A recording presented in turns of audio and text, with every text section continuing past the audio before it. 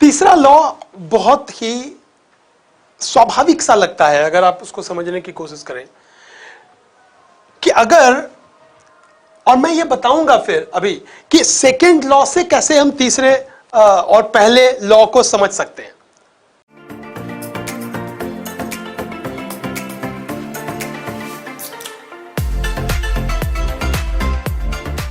Hello students, अब हम लोग जो फिजिक्स में टॉपिक ले रहे हैं वो है लॉज ऑफ मोशन।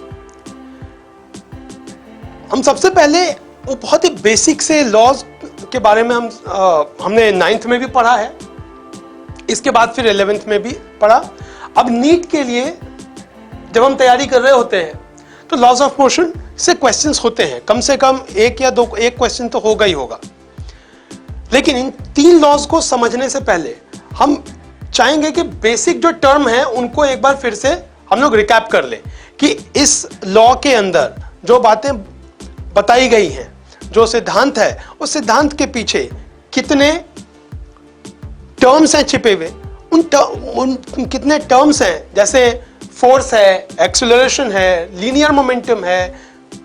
इसके बाद फिर हमें वेलोसिटी में चेंज की बात, उससे भी और भी इक्वेशंस निकलते चले जाएंगे, वो बाद के परिस्थिति में हम देखेंगे।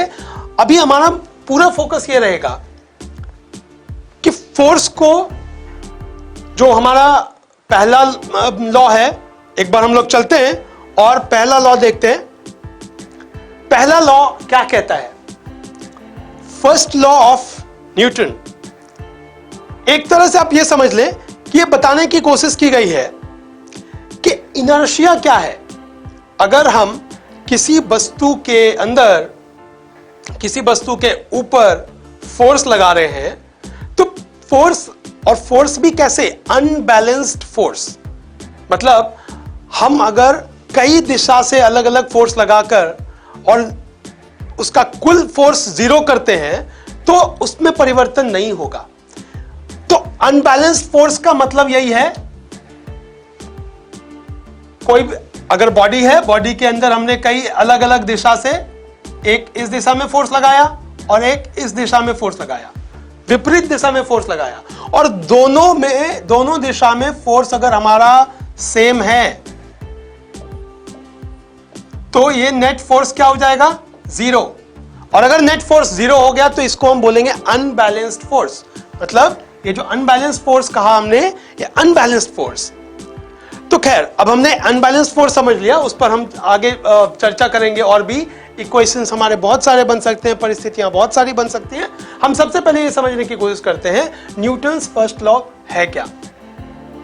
फर्स्ट लॉ सीधे सीधे तौर पर यही बताने की कोशिश है कि कोई भी बॉडी जब तक उस पर बाहरी, एक्सटर्नल अनबैलेंस्ड फोर्स ना लगाई जाए तो वो बॉडी स्टेट ऑफ रेस्ट या यूनिफॉर्म मोशन में रहेगी। ये फर्स्ट लॉ है। इनर्शिया को ही डिफाइन करती है ये फर्स्ट लॉ। इनर्शिया क्या होती है आपको इसके बारे में पता है। इनर्शिया किसी भी वस्तु का वो गुण है जिसकी वजह से वो बाहरी किसी फोर्स को या बदलाव के किसी कारक को अपोज करती है, यानी उसका विरोध करती है, रेजिस्ट करती है। ठीक है, तो हमने इनर्शिया के बारे में समझ लिया, यानी कि और जो हम आगे पढ़ेंगे इक्वेशन, जो हम अगले लॉ के हिसाब से देखेंगे, तो उसमें हम ये समझेंगे mass is the measurement of inertia. वस्तु का वो, हमने तो ये बता दिया ये गुण है, लेकिन उस गुण को हम मेजर किस फॉर्म में करते हैं तो मास में करते हैं। Mass is the measure of inertia. First law में हमने यही जानने की कोशिश की कि किसी भी वस्तु में उसके जो भी परिवर्तन की हम बात करते हैं, स्टेट ऑफ रेस्ट या यूनिफॉर्म मोशन में है, उसमें कैसे बाहरी फोर्स के एब्सेंस में कोई परिवर्तन नहीं होगा। अगर हम फोर्स लगाएंगे तभी परिवर्तन होगा। अब हम चलते हैं दूसरे लॉ की तरफ। चलते हैं। दूसरे लॉ में हमें वैसे कई अलग अलग तरीके से इसको डिफाइन किया जाता है, लेकिन मैंने एक बहुत ही सिंपल सा डेफिनेशन लिया है इसका, इस लॉ की स्टेटमेंट ली है कि अगर हम फोर्स अप्लाई कर रहे हैं तो फोर्स अप्लाइड जो होगी वो किसके इक्वल होगी? Rate of change in linear momentum. अब हम समझते हैं इसको, लीनियर मोमेंटम जिसको P कह रहे हैं उसका मतलब क्या है? M इंटू वी। जैसा कि मैं पहले ही बता चुका हूं, एक बार मैं जो हमसे बाद में जुड़े हैं उनको मैं बता दूं कि हमें कोई भी सिद्धांत समझने से पहले उनके अंदर जो भी टर्म्स इन्वॉल्व हैं उनके बारे में जानना बहुत जरूरी है। तो हम अगर कहते हैं ये लीनियर मोमेंटम क्या है? लीनियर मोमेंटम के बारे में हमें समझना पड़ेगा। मास और वेलोसिटी, अब यही हमें समझना पड़ेगा, मास और वेलोसिटी ये आपस में कैसे इसके लिए रिलेटेड है। मतलब कि लीनियर मोमेंटम में जो ये इक्वेशन है मास एंड वेलोसिटी, ये आपस में कैसे जुड़े हुए हैं। मतलब ये हुआ कि पहले हम इसको भी एक बार समझेंगे। बेसिक जो हमने इस इक्वेशन के बारे में, इस लॉ के बारे में समझा, P इक्वल्स mv हमने समझ लिया। P इक्वल्स mv मैंने एक बार फिर से लिख दिया है। जो ये सेकेंड लॉ है, सेकेंड लॉ सीधे तौर पर ये कहता है F equals dp by dt। जिनको डिफरेंशिएशन के बारे में नहीं पता है, हम आगे इसको और भी इस पर चर्चा करेंगे किसी और लाइव सेशन में। हम डिफरेंशिएशन, इंटीग्रेशन, इसकी जरूरत पड़ती है। फिजिक्स में मैथमेटिकल टूल्स बहुत जरूरी हैं। अभी फिलहाल के लिए हम ये समझने की कोशिश करते हैं कि इसको बहुत ही सिंपल फॉर्म में समझते हैं कि पहले मोमेंटम था P1 और बाद में मोमेंटम हो गया P2, तो इसमें टाइम जो लगा वो टाइम लगा T, तो इसलिए ये इक्वेशन है फोर्स का। ये फोर्स का इक्वेशन हो गया। यही कहा जा रहा है सेकेंड लॉ के जरिए। हमें ये जानना पड़ेगा, ये जानने की जरूरत है कि सेकेंड लॉ ही रियल लॉ है। हम तीसरे लॉ की तरफ भी जाएंगे।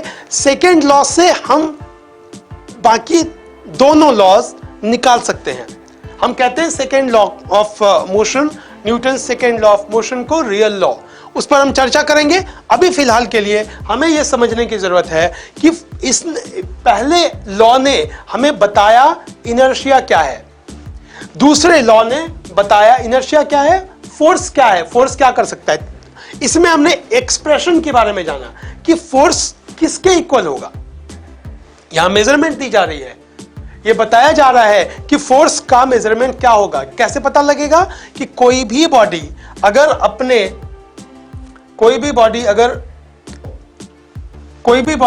अपने state of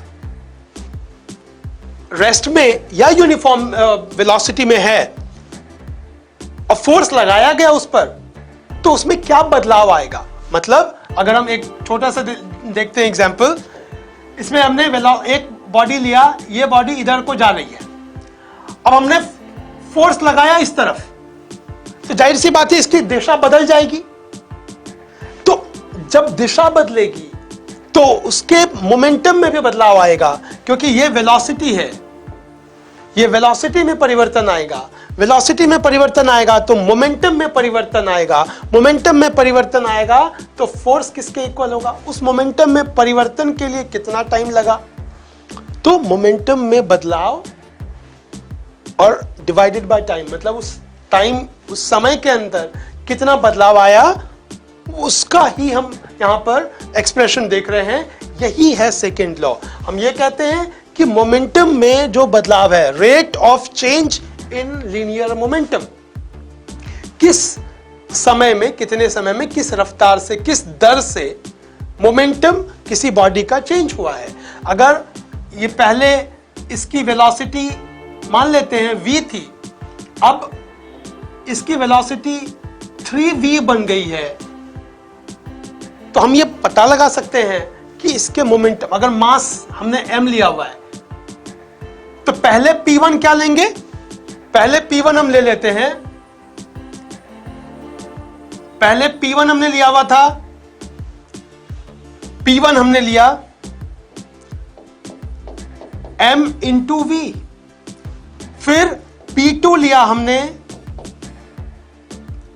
m into 3v, और इस तरीके से हमें क्या मिला, P1 और P2। हो सकता है इसमें टाइम हमने मान लेते हैं थोड़ी देर के लिए 2 सेकेंड लगा लिए, और वेलोसिटी भी ले लेते हैं। ये v जो लिया हमने मान लेते हैं इसको लिया है 2 मीटर पर सेकेंड, और ये वेलोसिटी ये अब क्या हो जाएगा, ये हो जाएगा 3v मतलब 6 मीटर पर सेकेंड। मास हमने लिया हुआ है 2 kg। अगर अब हमें फोर्स निकालना हो तो हम क्या करेंगे, फोर्स निकालने के लिए हमारे पास बहुत ही सिंपल सा फॉर्मूला आ गया है सेकेंड लॉ के माध्यम से। क्या, ये फॉर्मूला, तो हम इस पर रखेंगे। P1 फिर से एक बार लिख लेते हैं। P1 कितना आया, m इंटू वी। m के लिए 2 kg है, 2 इंटू वी कितना है 2 मीटर्स, 4 kg मीटर पर सेकेंड। P2 लिख लेते हैं इसी तरह 2 इंटू 3, वेलोसिटी लिया हमने 2, तो 3 इंटू 2 कितना हो गया 12 kg मीटर पर सेकेंड। इस तरह से हमने P1 P2 ले लिया। टाइम हमारे पास कितना है 2 सेकेंड्स। अब जो ये लॉ कहता है और इसी लॉ को हमने मैथमेटिकली एक्सप्रेस किया है ऐसे, तो ये बात हमें समझनी पड़ेगी कि बेसिक सिद्धांत के आधार पर हमने फॉर्मूला कैसे तैयार किया। तो इस तरह से अगर हम फोर्स निकालेंगे तो फोर्स हमें क्या मिलेगा, फोर्स मिलेगा P2 माइनस P1 है, तो 12 माइनस 4 अपॉन 2, इसको अगर हम सॉल्व करेंगे तो क्या मिलेगा 4 kg मीटर पर सेकेंड स्क्वायर। अब सबको पता है फोर्स के लिए हमें जो यूनिट है, फोर्स का यूनिट क्या होता है, न्यूटन, और 1 न्यूटन में क्या होता है kg मीटर पर सेकेंड स्क्वायर। क्योंकि अगर हम देखें यहां पर हमने यह पता लगाया कि लीनियर मोमेंटम का इक्वेशन क्या होगा। लीनियर मोमेंटम के लिए हमने मास इंटू वेलोसिटी लिया था, उसका यूनिट हमने kg मीटर पर सेकेंड रखा। kg मीटर पर सेकेंड एक बार फिर से देख लेते हैं, kg मीटर पर सेकेंड अपॉन पर सेकेंड मतलब क्या आया kg मीटर पर सेकेंड स्क्वायर। ये यूनिट है फोर्स का, और इसी को हम कहते हैं न्यूटन। 1 न्यूटन, 1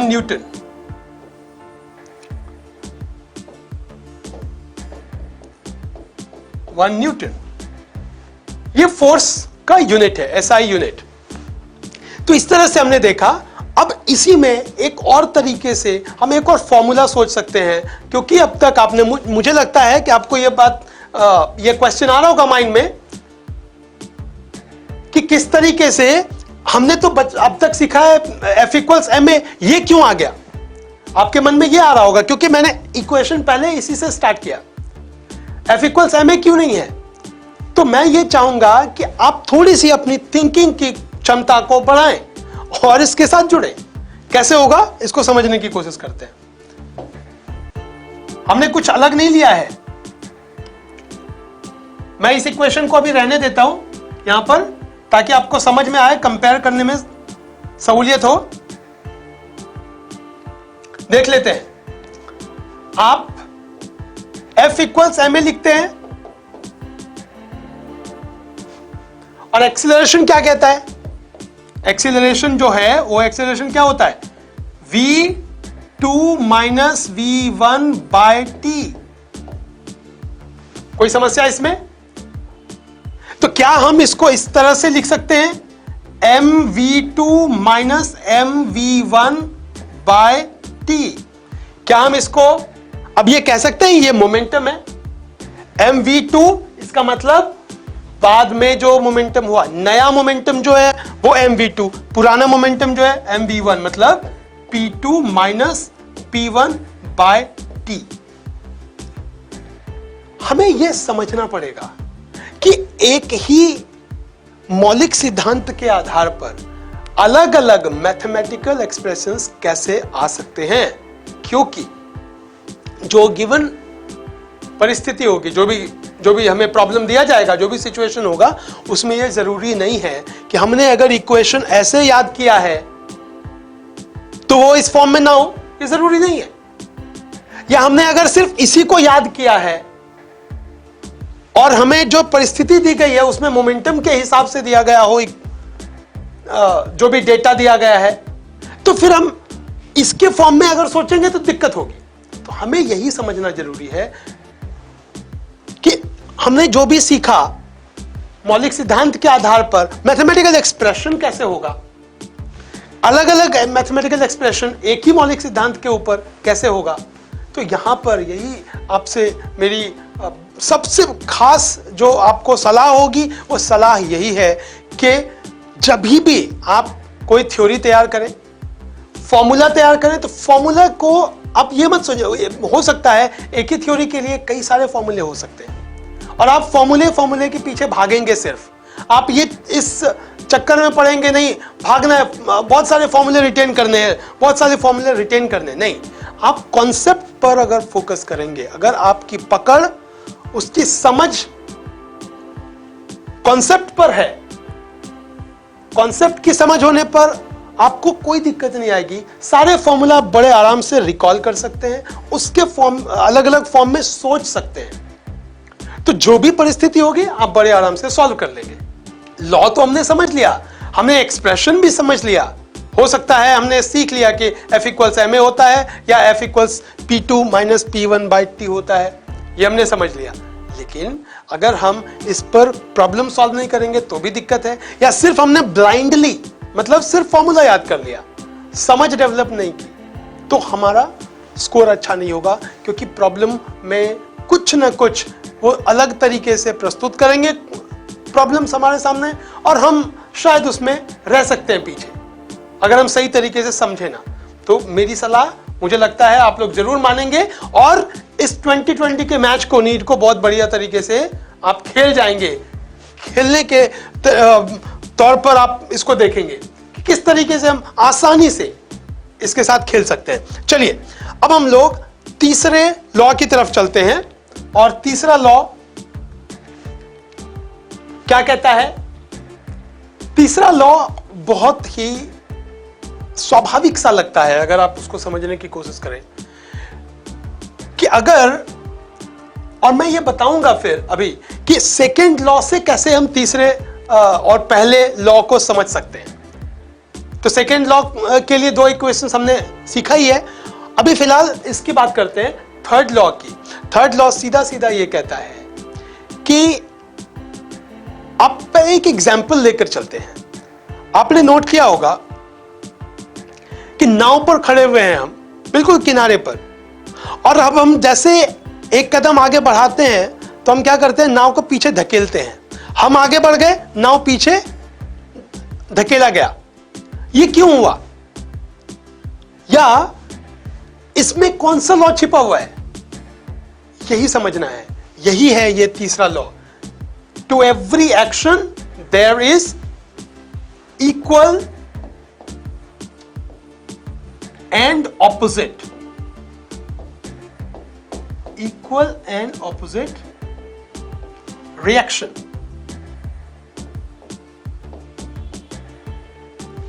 मतलब बहुत ही सीधा सा है कि अगर, जैसे कि, और दूसरा एग्जांपल लेते हैं, हमने टेबल पर एक कोई वस्तु रखी हुई है, तो जाहिर सी बात है टेबल के ऊपर इसने एक फोर्स लगाया,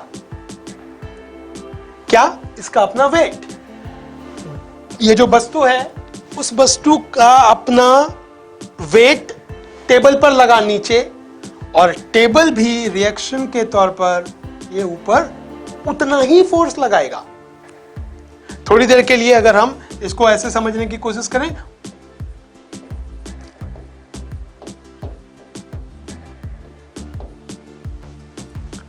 ये जो एरो है आप समझते हैं वेक्टर है ये, F12 मतलब अगर हम इसको, ये टेबल है, इसको 1 मानते हैं और इसको 2 मानते हैं, तो हम ये कह रहे हैं कि इसका वेट 1 पर है, फोर्स ऑन 1 ड्यू टू 2,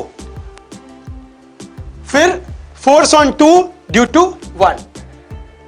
और ये नेगेटिव साइन क्या बताता है? नेगेटिव साइन ये बताता है कि दोनों की दिशा अलग होगी। To every action there is equal and opposite reaction. इस लॉ को प्रूव करने के लिए हमें यह समझना पड़ेगा कि लीनियर मोमेंटम की कंजर्वेशन होती है किस परिस्थिति में, और जब लीनियर मोमेंटम की कंजर्वेशन होगी तब हम समझेंगे कि यह इक्वेशन वहीं से आती है एक्चुअल में। तो अब हम सबसे पहले यह समझने की कोशिश करते हैं, जो अगला चरण है हमारा इस सेगमेंट के अंदर, कैसे सेकेंड लॉ को हम रियल लॉ बता सकते हैं। कैसे हम कह सकते हैं कि second law is the real law.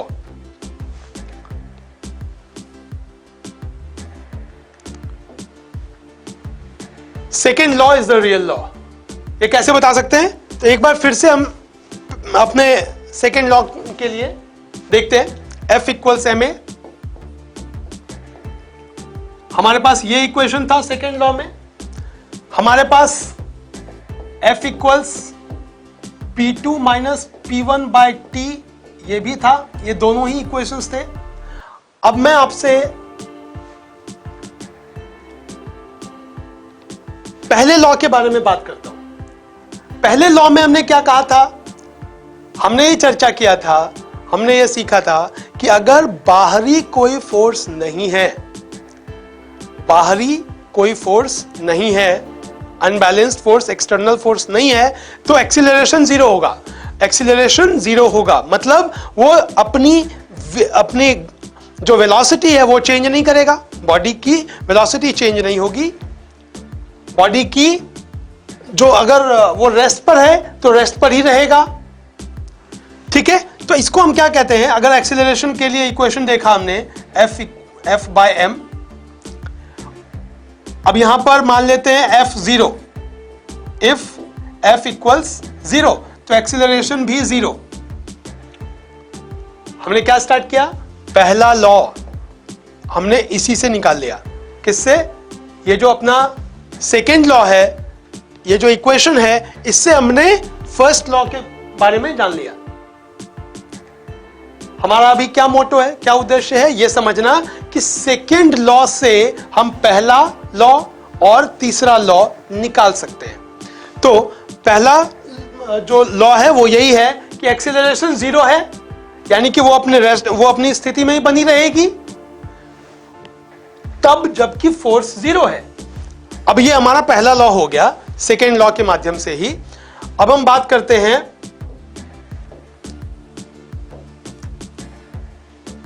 तीसरे लॉ की। तीसरा लॉ कैसे निकाल सकते हैं सेकेंड लॉ के माध्यम से? तो सबसे पहले एक चीज और हम समझने की कोशिश करते हैं। यहां पर अगर F0 हो, हमें यह समझना पड़ेगा यहां पर कि कंजर्वेशन ऑफ लीनियर मोमेंटम क्या है।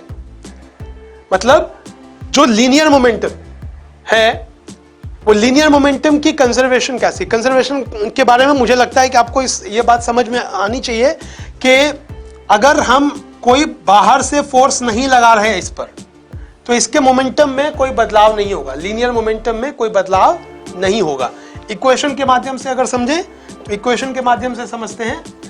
इक्वेशन हमें यह कहता है कि F अगर 0 है तो इसका मतलब P1 और P2 दोनों सेम रहेंगे। इफ F इक्वल्स 0, P1 और P2 सेम, इसी को बोलते हैं कंजर्वेशन।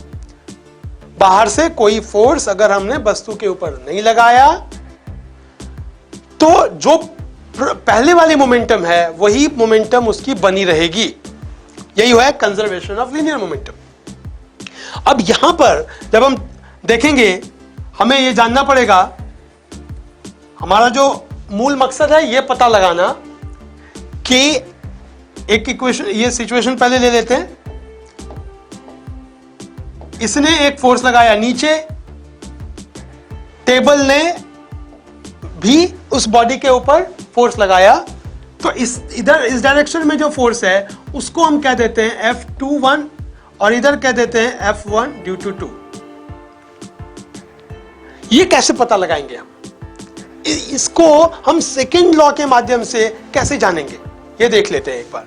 हम थोड़ी देर के लिए ये चर्चा कर लेते हैं यहां पर कि F1 ड्यू टू 2, इसका मतलब ये है कि पहले पर इसको पहला बॉडी मान लिया, इसको दूसरा बॉडी मान लिया। पहले बॉडी पर दूसरे बॉडी ने क्या फोर्स लगाया, तो कैसे होगा? इसके लिए होगा कि अगर फोर्स लगाया गया है तो उसमें मोमेंटम भी आएगा। तो इसमें हम बात करेंगे P1 में चेंज होगा इनटू क्या होगा? हम फोर्स में यहां पर देखा जाए, अगर change in linear momentum equals force into time, अगर इसी को हम कंसीडर करते हैं तो इसका क्या मतलब हुआ? एक इक्वेशन ये बन गया। दूसरा इक्वेशन क्या ले सकते हैं? टाइम को हमने मल्टीप्लाई किया F21। आपने ये समझ लिया है कि फोर्स, ये F21 जो मैं कह रहा हूं, इसका मतलब ये हुआ कि force on second body due to first body. पहले बॉडी ने जो दूसरे बॉडी पर फोर्स लगाया वो फोर्स है ये। तो टाइम के साथ मल्टीप्लाई करने पर इसमें सेकेंड बॉडी के लीनियर मोमेंटम में चेंज आएगा। अब अगर हम इन दोनों बॉडी को एक सिस्टम माने तो बाहर से कोई फोर्स नहीं लगाया, बाहर से किसी ने फोर्स इस पर नहीं लगाया, आपस में ही ये फोर्स लगा रहे हैं एक दूसरे के ऊपर। और अगर आपस में एक दूसरे पर फोर्स लगा रहे हैं तो हम कहते हैं एक्सटर्नल फोर्स इज जीरो। इसका मतलब यह होता है, एक्सटर्नल फोर्स जब जीरो है तो इसका मतलब यह हुआ कि हमने बाहर से कोई फोर्स नहीं लगाया, तो कंजर्वेशन ऑफ लीनियर मोमेंटम होगी। मतलब क्या कि इनका चेंज जो लीनियर मोमेंटम में चेंज हो रहा है, टोटल चेंज जो हो रहा है वो क्या हो रहा है? वो चेंज जीरो हो रहा है। मतलब delta P1 plus delta P2 equals zero. Change zero है। हम अगर इस अंदाज में लिख रहे हैं, इसका क्या मतलब हुआ? यहां पर देखते हैं F12, इसके बाद F21, मैंने T कॉमन ले लिया है इधर। आप सोच के देखें क्या हमने किया है। Delta P1 equals T into F12, delta P2 T into F21, delta P1 plus delta P2 zero हो जाएगा अगर ऐड करेंगे तो। जीरो क्यों होगा? जीरो इसलिए होगा कि बाहर से इस पर कोई फोर्स नहीं लग रहा, तो कंजर्वेशन होगा, लीनियर मोमेंटम कंजर्व्ड होगा। पहला और बाद में जो मोमेंटम हो रहा है इंडिविजुअल, वो चेंज नहीं होगा। मतलब इसका भी मोमेंटम चेंज नहीं होगा, इसका भी मोमेंटम चेंज नहीं होगा इंडिविजुअली। तो उनको अगर हम मैथमेटिकली सोचेंगे तो हमारे पास ये इक्वेशन बन रहा है। इसका मतलब ये हुआ कि हम सीधे सीधे, और ये हो गया जीरो। हमने क्या किया? dp1 की जगह पर इसको रखा, dp2 की जगह पर, डेल्टा P2 की जगह पर इसको रखा, T हमने कॉमन ले लिया। इसके बाद हम सीधे सीधे कह सकते हैं F12 equals minus of F21, और यही है हमारा थर्ड लॉ। तो हमने क्या सीखा इससे कि हमने ये सेकेंड लॉ है, सेकेंड लॉ से हमने ये थर्ड लॉ निकाल लिया। इसलिए हम कह सकते हैं कि Newton second law is the real law. Why? Because we can obtain first law and third law based on second law. With the help of second law, first law and third law can be obtained. तो आज के लिए हमने ये समझ लिया कि laws of motion में सबसे पहले जो हमने देखा, सेकेंड लॉ को हम एम्फसाइज ज्यादा करेंगे। Second law is the real law, ये हमने समझ लिया। अब आगे के इसमें हम देखते हैं, कुछ हमें ये समझना पड़ेगा। अगले सेगमेंट्स में हम बात करेंगे इक्वेशन कैसे बनेगा, कौन कौन से प्रकार के फोर्स हैं, कैसे फोर्स किस तरह के क्योंकि अलग अलग तरह के फोर्स हैं, अलग अलग तरह के कंस्ट्रेंट्स रिलेशन बनेंगे।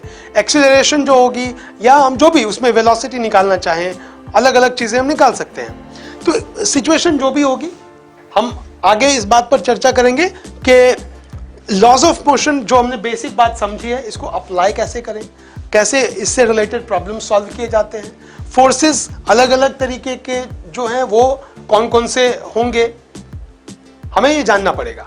तो अगले सेगमेंट में हम बहुत बढ़िया तरीके से समझने की कोशिश करेंगे। अब हम लोग यहाँ पर एक चीज़ मैं जरूर कहना चाहूँगा कि जैसा कि हमने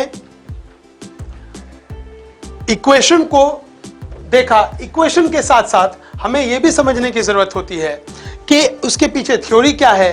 थ्योरी और इक्वेशन, इन दोनों को अगर हम सही तरीके से प्ले कर लेंगे, इनके बीच सामंजस्य बिठा लेंगे, पूरी समझ हम विकसित कर लेंगे, तो हमारे लिए कोई भी क्वेश्चन, कोई भी प्रॉब्लम हमारे लिए मुश्किल नहीं होगा। हम आराम से आंसर कर सकते हैं, प्रॉब्लम सॉल्व कर सकते हैं और प्लेफुल तरीके से हम ये नीट 2020 जीत सकते हैं, एक अच्छा स्कोर कर सकते हैं फिजिक्स में खास तौर से। क्योंकि मुझे ये समझ आता है, बहुत सारे बच्चों ने ऐसा बताया है कि उनको फिजिक्स ही सबसे ज्यादा मुश्किल लगती है। लेकिन डरने की कोई जरूरत नहीं है। एकलव्य में हम आपके साथ हैं, हम हमेशा आपको प्रोत्साहित करते रहेंगे, हमेशा वो ताकत देते रहेंगे ताकि आपकी जर्नी हमारे साथ बहुत आसान हो जाए। चलिए अगले सेशन में मिलते हैं।